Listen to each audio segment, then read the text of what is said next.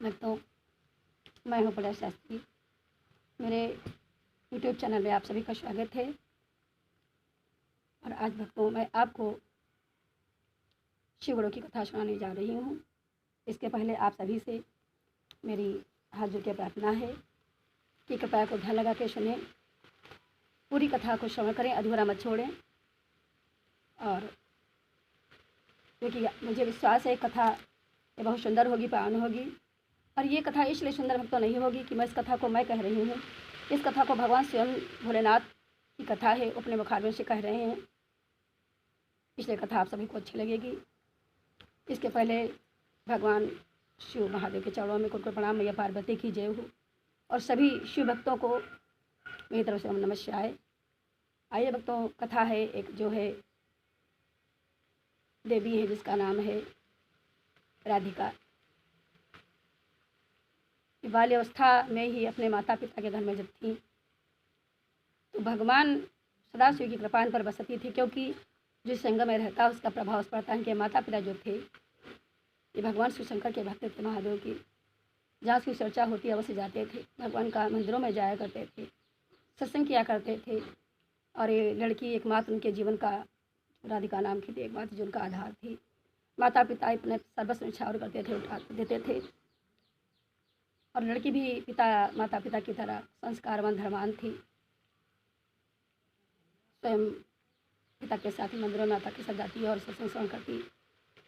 एक दिन जो है राधिका के पिता ने अपनी माता से कहा कि अपने बहन से मिलने के लिए जाऊंगा, यानी कि जो राधिका की बुआ है, क्योंकि इसलिए जाएंगे कि उनके घर में कुछ खुशियाँ आने वाली हैं, इसलिए उनसे पहले मिल करके उनको बधाई देना चाहिए भाई होने के नाते। प्रभु सदैव पर कृपा बरसाए रहे, आपकी गोदियाँ सदैव भरे रहे। किंतु इस प्रकार विचार करते हैं, राधिका के कानों में आवाज़ पड़ती है। राधिका जो छोटी थी, 4 वर्ष की अवस्था की थी, तब जो है बुआ के घर गई थी। अब वो धीरे धीरे बड़ी भी हो गई है, 9 वर्ष की हो गई। जब बुआ के जाने की बात की सुनी तो बहुत प्रसन्न और हर्षित हो जाती है कि मुझे भी बुआ के यहाँ जाने का अवसर मिलेगा। रात भर जो है माता पिता तैयारी करते रह गए कि जाएंगे, क्या लेकर के जाएंगे, कैसी तैयारी करनी चाहिए, सुबह कैसे कितने समय जाना है। इसी तरह बातचीत करते करते आपस में पति पत्नी का समय व्यतीत हो गया। प्रातःकाल हुआ, सुबह हुआ, दैनिक कार्य से निकल करके स्नान आदि करके भगवान शिव के मंदिर में जाके भगवान शिव की पूजा अर्चना करके और तैयारी करके राधिका भी साथ में जाती है। किंतु भगवान को तो कुछ मंजूर और ही था। पहुंचने के पहले ही रास्ते में एक जो है घटना घटित हो जाती है। एक गाड़ी से माता पिता का जो है एक्सीडेंट हो जाता है, दुर्घटनाग्रस्त हो जाते हैं। दोनों माता पिता बेसुध अवस्था में रोड पर पड़े हुए हैं, रोड के किनारे। राधिका देखकर बहुत चिंतित और व्यथित हो जाती है। और अभी 9 साल की बच्ची थी, लड़की थी, वो क्या कर सकती थी। वो भी रो रही थी, प्रभु ने कैसा हमारे साथ खिलवाड़ किया। माता पिता को रोता हुआ देख करके माता पिता को धैर्य बंधा रही थी, ढांढस रही थी कि माता पिता रो मत, हम बुआ के घर जाएंगे और बुआ को बुला करके लाएंगे, तुम्हें हॉस्पिटल ले जाएंगे, इलाज करेंगे, तुम ठीक हो जाओगे। किंतु माता पिता को हालत तो बिगड़ती जा रही थी। वो अपनी राधिका बेटी को ढांढस बंधा रही, बेटी तुम जो है अपनी बुआ के पास रहना और वो तुम्हें मेरी कमी कभी नहीं होने देंगे, मेरा जैसा माता पिता जैसा प्यार तुमको देंगे। इतना कह करके माता पिता का जो है बाड़ी वहीं पर विराम हो जाती है। उनके पार पे खोर उड़ जाते हैं। राधिका बुआ के पास जाती है, बुआ को ला करके लाती है। बुआ आती है, अपने दोनों दंपतियों, अपनी भाभी और अपने भाई का अंतिम दाह संस्कार करती है। जैसा कि उनके पिता ने कहा था, मरते समय अपनी राधिका के पास कोई और दूसरा रास्ता भी था नहीं, उनको माता पिता उनके गुजर चुके थे। राधिका को लेकर के आती है, किंतु राधिका के साथ उसका व्यवहार वक्त था वो ठीक नहीं था। जिस प्रकार उनके माता पिता इस अपने अंतिम समय जो उनकी इच्छा थी, उस इच्छा को उसकी बुआ बहन नहीं पूर्ण कर पाई, तो बहुत गलत व्यवहार करती थी। राधिका से सारे घर का कामकाज करवाती थी। और इतना ही नहीं, समय समय पर उल्टे सीधे साथ बोलती, तू मनहूस है, तू हकदारी नहीं, तेरा मुँह देखने के लायक नहीं। इसको सुन करके राधिका को बहुत दुख होता था। और बुआ से कहती थी, बुआ इस तरह की बात मुझे मत कहो, मुझे बहुत कष्ट होता है। किंतु वो आए दिन उसको ताना मारती रहती थी, बेचारी कुछ नहीं बोलती। और उसकी खुशियों में जिस हिसाब से माता पिता कह करके गए थे, जीवन में शायद प्रभु को नहीं मंजूर था, दुखों की बौछार आ गई। जब कभी राधिका को चाहने वाला उसके घर में कोई नहीं था, एकमात्र भगवान भोलेनाथ की जो बचपन से मूर्ति उसकी उम्र खेलने की थी, माता पिता ने उसको गुड्डा खेलने के लिए नहीं दिए थे खिलौने, वो भगवान शंकर की छोटी सी मूर्ति को अपने पास रखती है और उसी से ध्यान करती है, स्मरण करती है, प्रभु से जो भी बात कहने की होती कहती है। उसके जो फूफा थे उस माँ तो थोड़ा बहुत उससे प्यार करते थे, किंतु बेबस होकर बुआ को भी नहीं रोक पाते थे। बुआ के अत्याचार को जानते हुए भी वो खामोश रहते, शांत रहते थे। एक दिन वो फल लेकर के आए और उनके मन में प्रेम जागृत हुआ। उन्होंने फल निकाल करके कुछ जो है राधिका को बुला करके दे दिए। इस पर बुआ उनकी बहुत नाराज़ हुई और उनके हाथों से फल को बेटी के हाथों से छीन लिया कि तू मनहूस है तो तेरा फल खाने वाला मुँह नहीं है, तो हत्यारन है, इस हत्यारों को तुमने कोई दे दिया। और उस जो है फल में राधिका रोती हुई अपने कमरे में चली जाती है। अपने घर में ले जाकर का स्थान भी नहीं दिया कि ये लड़की बदनहूस है, बदकिस्मत है। एक घर के घर में सारा काम कर लेती है और स्थान में कमरे में जो बाहर घर से कमरा था, क्योंकि इसको देखना उसको पाप लगता था कि मेरे कहीं बच्चों पर इसकी परछाई ना आ जाए, इसका जो है प्रकोप ना छा जाए, इसलिए एकांत कमरे में तो रहती थी।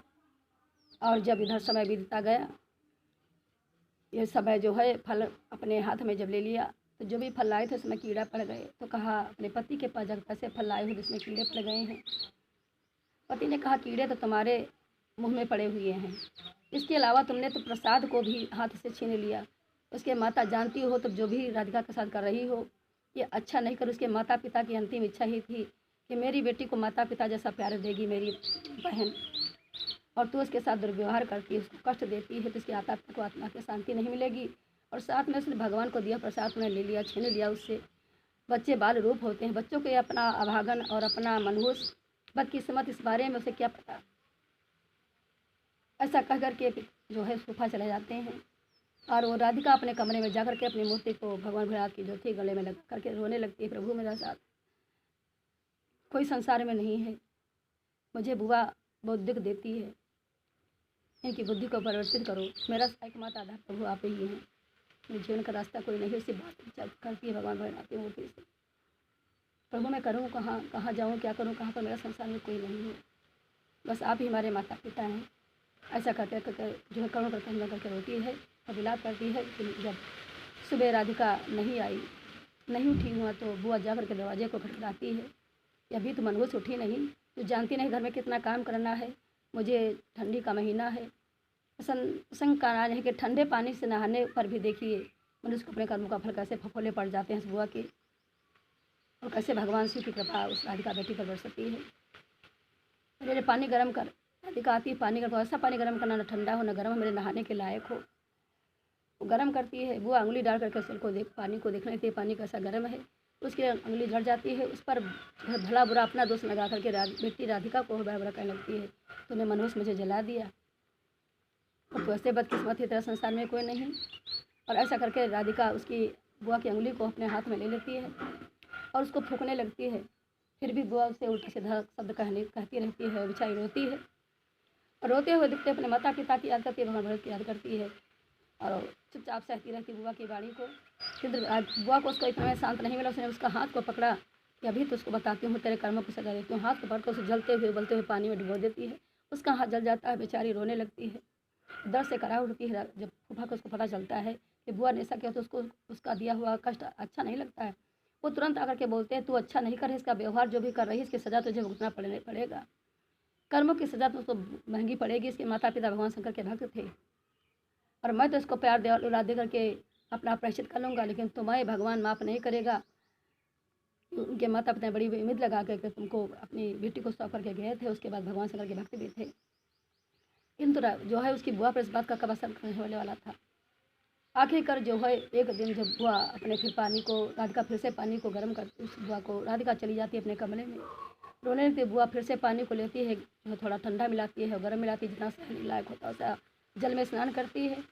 किंतु देखती है कुछ समय के बाद में उसके शरीर में सारे फफोले पड़ गए।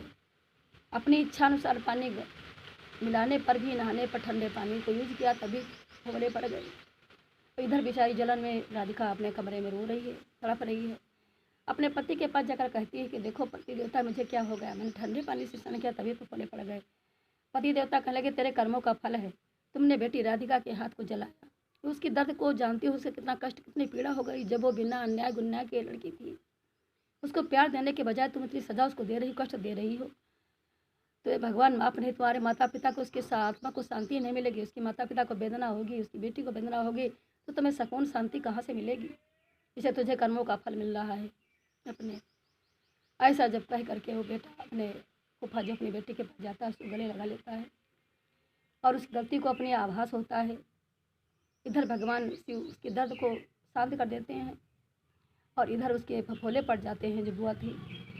जब राधिका को भगवान शिव की चिंतन होती है, भगवान शिव आकर के अपने भक्त को किस प्रकार अच्छा करते हैं, उसकी सारी दर्द वेदना बच जाती है। उसके आंसुओं को पोंछते हैं, उसको गले से लगाते हैं कि मैं आज से तुम्हारे लिए हर व्यवस्था कर रखूँगा, तुम्हारा ख्याल माता पिता के समान रखूँगा, तुम्हें किसी प्रकार की कोई कमी कष्ट नहीं हो दूँगा। राधिका इधर उसकी बुआ को गलती का एहसास होता है, वो जाके गले गले लगा लेती है और अपने रोने लगती है पक के। और राधिका को छूते ही उसके जो सारे फफोले थे वो शांत हो गए, क्योंकि भगवान भक्त पर सदैव अपनी कृपा करता है। भगवान तो भक्त को सदैव मान रखने के लिए अपना सर्वस्व निछावर कर देता है। भक्त का मान संसार में भगवान ने कभी ऐसा नहीं किया। अपने आराध्य स्वामी हमारे महादेव भोलेनाथ ने जो देवाधिकार में वास कराए कि अपने भक्त को मान रखने के लिए क्या नहीं प्रभु करता। प्रभु जल में है, थल में है। भगवान दौड़े हुए भक्त के लिए आते हैं कि भक्त भी वैसा भगवान से प्रेम करता हो, तब भगवान वैसा भक्त से प्रेम करते हैं। आज भगवान शिव की कृपा उसके पूरे परिवार में हुई, पूरे मत फूफा और राधिका और उसकी बुआ भगवान शंकर के भक्त हो गए। ये भगवान शिव से भोलेनाथ का चमत्कार था, उसके माता पिता की करनी का फल था कि माता पिता उसके शिव के भक्त थे। और ऊपर शिव जी की कृपा बरसी। आप सभी इस कहानी से इच्छा लें कि हमें किसी के साथ गलत व्यवहार नहीं करना चाहिए। मनुष्य जो किसी गलत व्यवहार करता है स्वयं उसकी सजा को उसको भुगतना पड़ता है। आप सभी भगवान शिव भोलेनाथ के भक्त बने, भगवान भोलेनाथ के गुण गाएं, महिमा गाएं, कण कण में वासुदेवाधि महादेव। और आपको मेरा अगर कथा पसंद आए तो कमेंट बॉक्स में हर हर महादेव, हर हर महादेव अवश्य लिख करके बता दीजिए, क्योंकि मैं आपके लिए प्यारी प्रसंग कथा लाती रहती हूँ। बोलिए ओम नमः शिवाय।